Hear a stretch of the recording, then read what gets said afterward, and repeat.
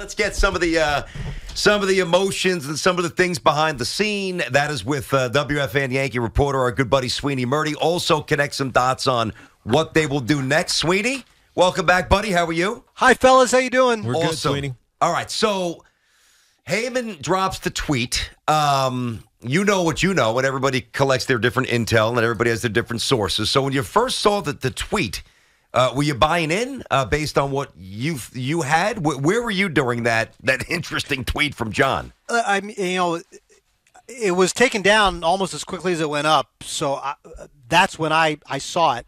And listen, to be fair to John here, he didn't. He wrote "appears headed" as if signs are pointing that way, as if that's where the decision was going. That's the way I was interpreting it. Not he has reached an agreement and he is signing with them. And I think that there's just a lot to digest in wording of things like that. Mm-hmm. So, and I have my gut tells me that somebody from the Giants then probably said to him, back off on that a little bit. Mm-hmm. But I don't know. You'd have to ask John. But is that I got you. But is that the kind of situation where it basically was done and they're dotting some I's and then the Yankees had the last swing here and the Yankees said, let's go? What I know is that as of last night, and this is well after the John's tweet, last night the Yankees still were not sure that they were going to get a chance to match an offer.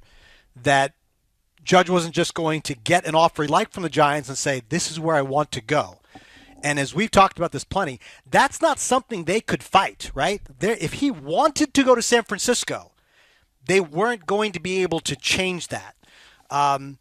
They weren't sure if they were going to get a last swing at it. Obviously, they did, and they bumped up their offer to looks like what was at least close enough to what the Giants was.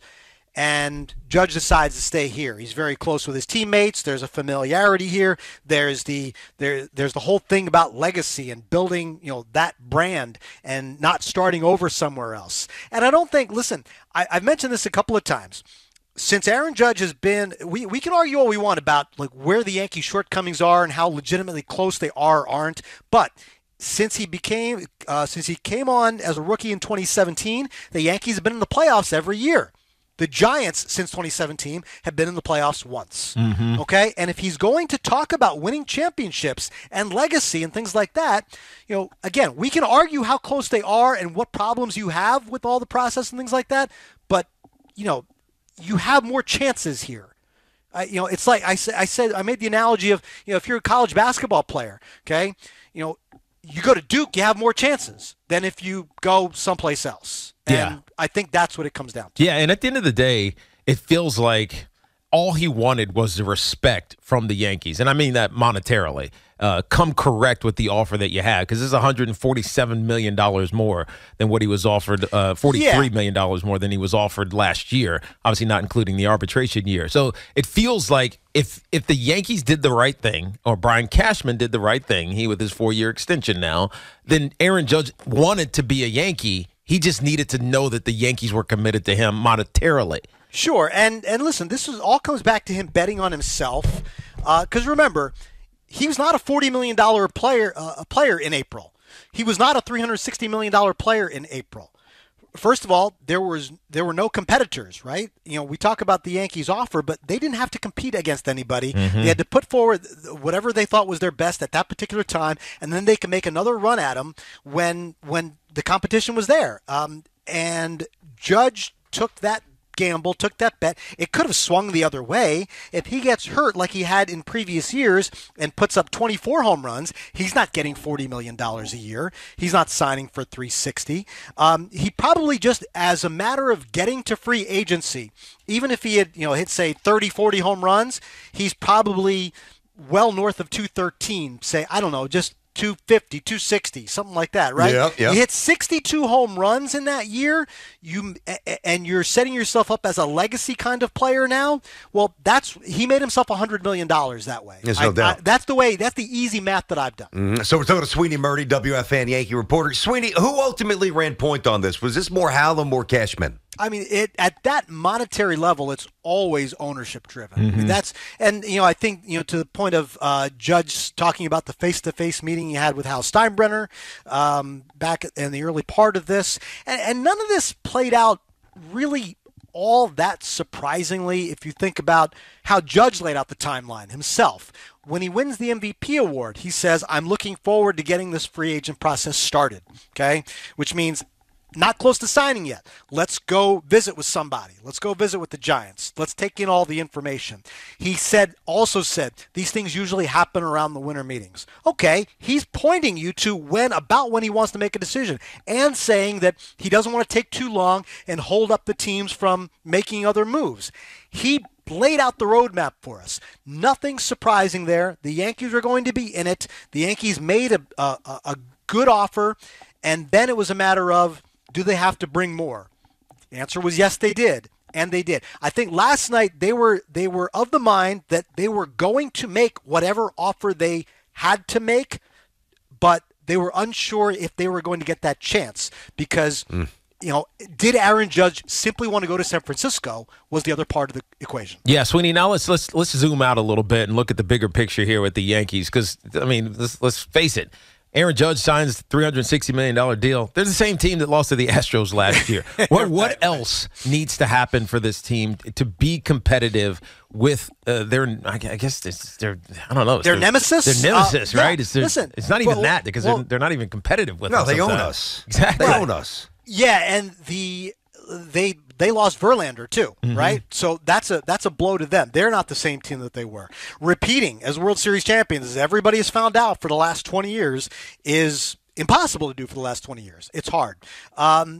What's next? I think they still are players for Carlos Rodon. I don't think signing Aaron Judge to $360 million takes that away. Rodon's going to cost a lot too. But the Yankees are in a position where they kind of have to go for it here, right? Your core of players is Judge and Rizzo and LeMahieu and Stanton and Cole. Yep. These are not young players, okay? You're not building. You're putting it together to race right now. And I think Rodon makes a lot of sense because of the questions of durability that you probably have in the middle and back of the rotation. Obviously, Garrett Cole is Garrett Cole. Nestor Cortez had a fine year and a great year, and he's a great story. But asking him to duplicate or better that is a little tough just based on his history and just the ability to bounce back the very next year. I think that it's at least a question, not questioning how good he is, but just all the factors lining up, all the health lining up and getting him to that same spot, I think is at least something you have to consider. Luis Severino coming back after all the time he's missed and kind of managing him through that again. You have Frankie Montas, who kind of failed his first audition with the Yankees, right? You have some questions here, which is why I don't think the Yankees needed to go fill out the back end of the rotation. I think they need to fill out the front end of the rotation. They have been in the mix for Rodon, and I don't think that changes with Judge signing. Totally agree. I think that's got to happen. I've got confidence that it will in terms of them making the offer that at least gives him the something to really chew on. You can't force somebody to marry you. We've said that a few times with the Judge stuff. But all right, so we're on the same page with that. Got to, behind Garrett Cole, you got to get a little stronger. He would fit the bill. Left field. Now, there's 4 options left field. The way I see it, maybe you've got a 5th, but let me drop this on you. And I want order of preference. Let's sift through it. You could re-sign Benintendi. You could sign Nimmo, which I would not. You could trade for Reynolds, or you can get Yoshida, who I believe is going to post today from Japan. Myself, in terms of the order, I look at Benintendi and Reynolds 1A. I like what they would bring to the table. I'm intrigued by Yoshida. I like Nimmo. I don't love him for the Yankees. Of those 4 options, maybe something else I'm missing. And what do you see in left field? Yeah, I think those are all legit and good options there. Yoshida does come with good reports and people thinking that he's a guy that's going to hit here. That's something for sure. Reynolds is a guy that's intriguing simply because he's coming off a down year. He had a good year 2 years ago, but I think there's a lot of interest in him around the league. And the Yankees and Pirates have matched up quite a bit over the years, right? So there's at least real good familiarity with who they like in the system and what that's going to cost. Now, is it going to cost you one of your shortstops? Maybe. maybe that's the first ask, and then you got to figure out if that's what it's going to take. So Yoshida is a free agent, Nimmo is a free agent, Benintendi is a free agent. You're not giving up players to do that. So I think now that's something I think does matter if they get Rodon or not, right?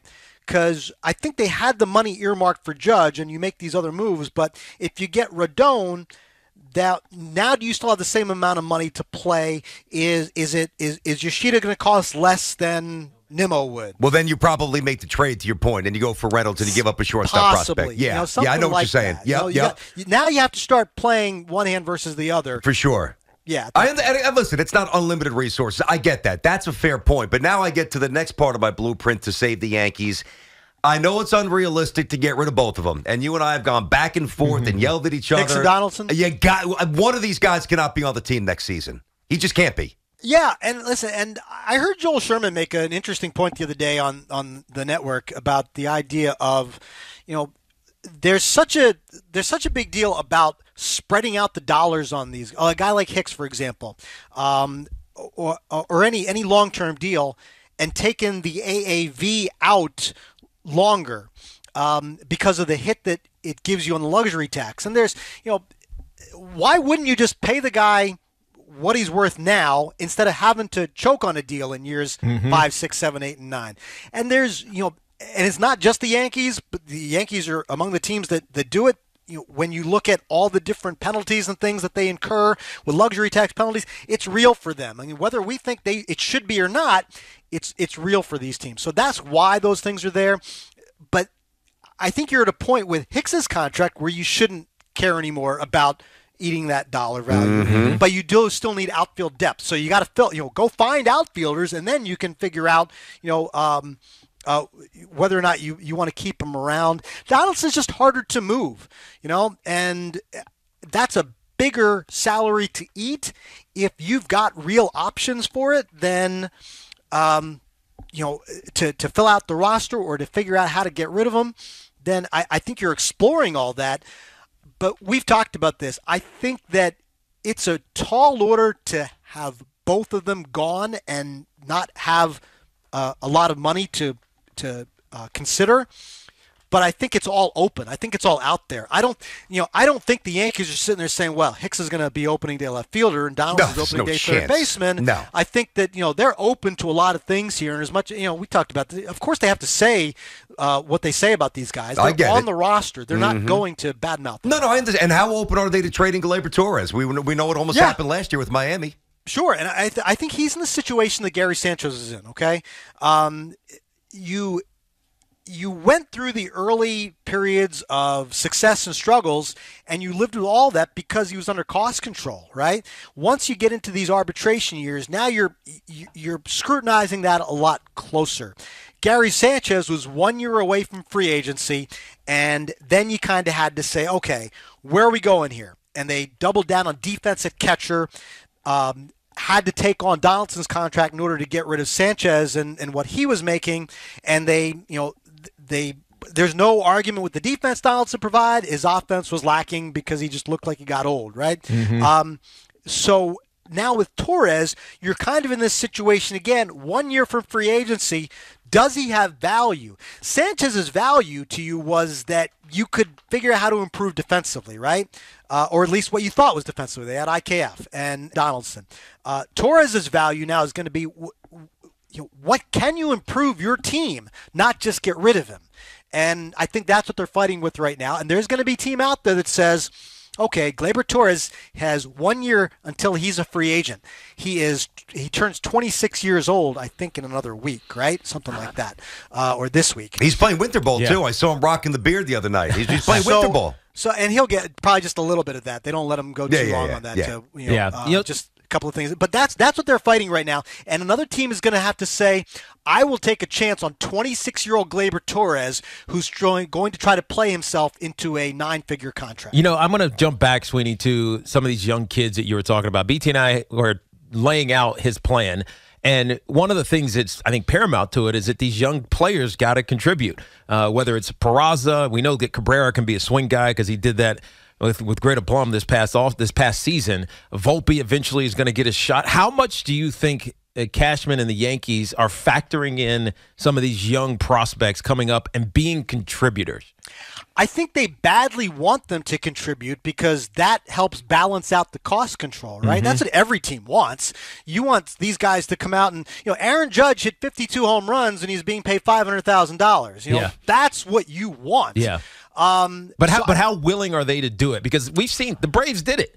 They brought up like two of these kids, and then they ultimately paid them. The Yankees have kind of sat back and just let it slowly develop, which is frustrating, to be perfectly honest. And I think part of the problem is that you don't have a lot of runway when you have the team built around all the guys we're talking about, and it's win now.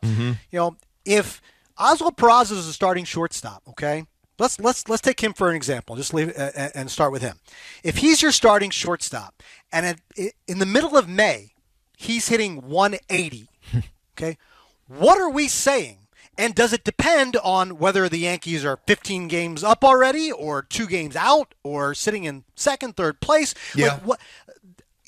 You need to give these guys, like Jeremy Pena last year hit about 200 in the months of July and August, right? He struggled in the middle of the season. It didn't matter to the Astros because they were way out in front, and all we see is ALCS MVP and World Series MVP. We don't see the times when he struggled for a good 2 solid months. They didn't have to make a move.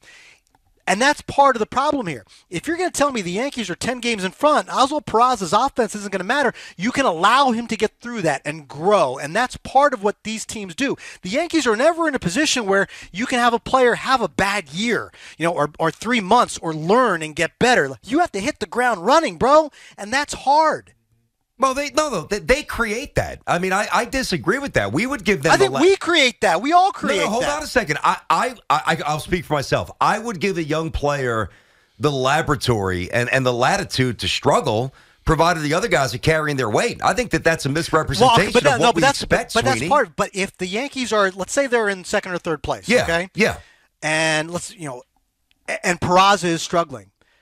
You're going to want changes to lots of different things. You're going to want other players to pick up the slack for sure, but okay, can we do better here? Can we do, is Volpe's hitting 300? Let's change him out. Like it's hard runway to navigate when you don't let a player struggle. I think that's just part of. It's not end all be all. I'm just saying. I think that's part of the process that you have to factor in when you say give the kids a chance. Okay, but give them a chance. Don't run them out of town on May 15th. Well, when all you do is tout championships on the Yes Network, I mean that's what happens. Fans expect that, so they've created this own expectation.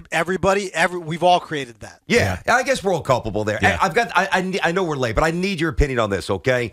So when Thurman died in the plane crash, you and I are about the same age. We were young, right? I can never say I actually saw Thurman Munson get up to bat. I can't say that. Okay. So for me, it's the most revered Yankees are obviously Mattingly and Derek Jeter. Now, there's a lot of chapters in my lifetime, a lot of chapters now for this Judge story to still be written here. Can you envision a situation where he surpasses Mattingly and or Jeter in terms of the reverence from the fans, like this all-encompassing connection to Judge, more so than Donnie and Derek? Well, you know why it would be different? Because it's not the same fans, right? Like the fans who that's the childhood group, man. Mattingly is your guy because of the age you were when Mattingly was Mattingly. Munson is Munson to the people who were that age. Jeter is Jeter to the people who were that age. Judge is going to have that exact same connection to the kid who's 12 years old right now. Well, he already does, for sure. No question. And so going forward, like my son is 9 years old. He never saw Derek Jeter play. Yep. Aaron Judge is his guy. Okay, and whether or not Judge becomes as great a player as Jeter isn't going to matter. Judge is going to be his guy. So makes sense. If he keeps playing at a high level, wins a championship, and puts himself in that category of the people that we're talking about, we're the old guys who are going to say we saw all of them play and start comparing them. It's not going. There's going to be a group of people who say, "I don't care about your old guys. This is my guy."